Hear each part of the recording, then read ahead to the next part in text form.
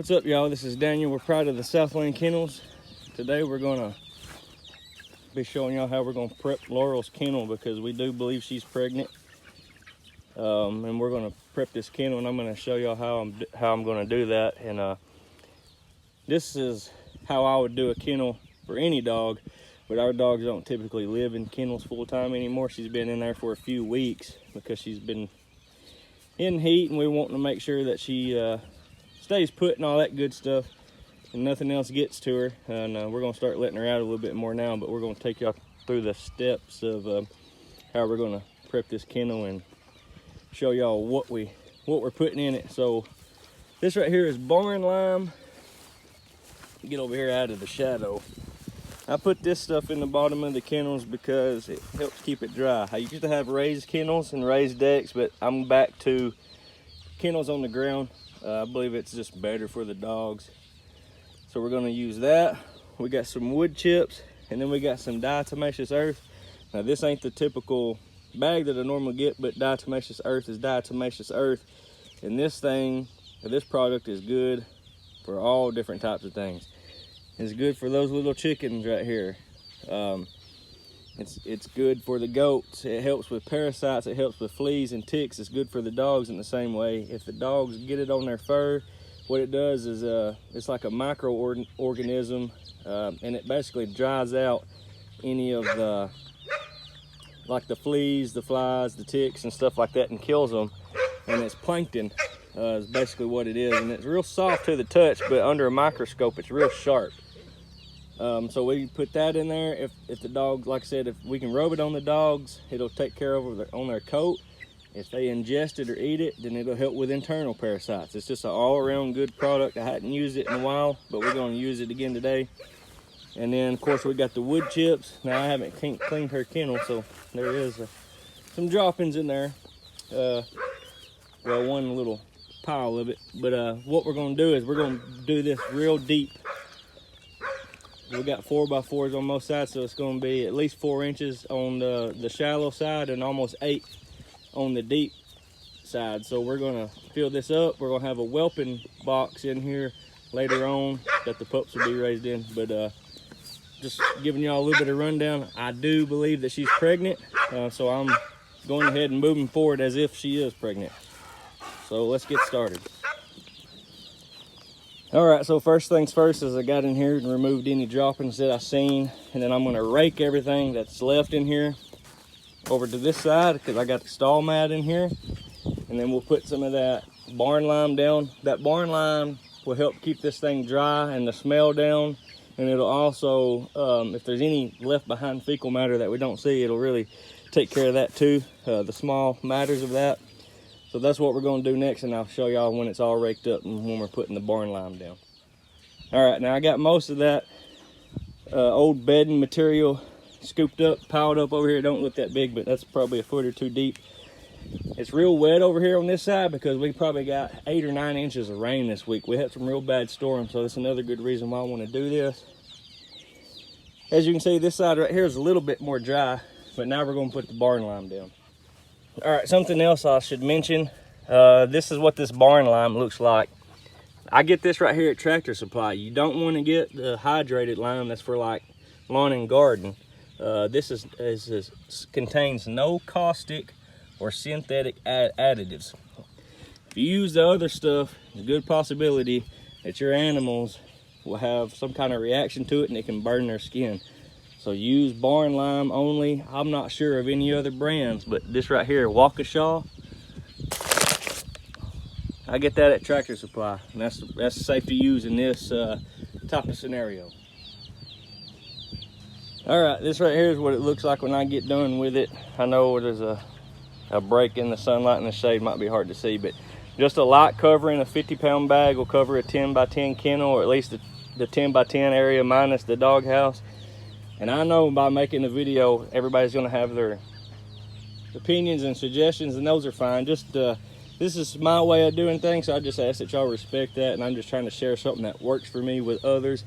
Now, I typically don't get rid of the old chips because any little bed material is better than none, especially out here where I'm at, because we're gonna do this real deep. This is kind of at a lower level area, so it's got some hills out next to it. So I don't know yet. I think I'm gonna keep it. I usually keep it, but it's kind of wet, so I might get rid of it. But now I will put a layer of chips and bedding, and then I will put some diatomaceous earth on top of that. All right, I decided to keep the material like I always do, and this is the diatomaceous earth. It's real fine, powdery, kind of like flour. Good place to start with it is right in the doghouse.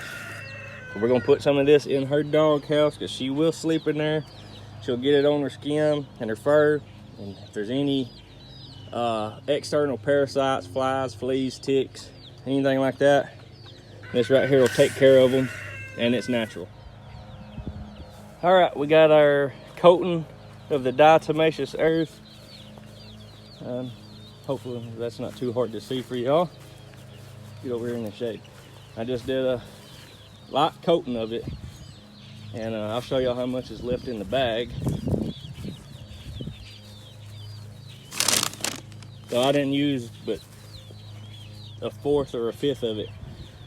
Now we will spread the chips. I'll get the chips about the depth that I want. I'll put another light coat on the top of that. I've got it in her doghouse. Yes, I use barrels.